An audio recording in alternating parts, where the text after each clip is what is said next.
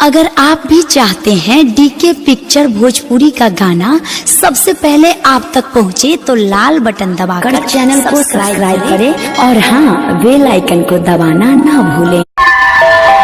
दीपक सिंह छपरहिया। आइए रानी जी कुछ कहिए।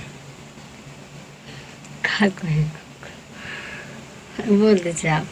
हाय नमस्कार प्रणाम भाई लोग, मैं हूं दीपक सिंह छपरहिया। आइए इनके आवाज में थोड़ा सा हम लोग गाना भी सुन लेते हैं।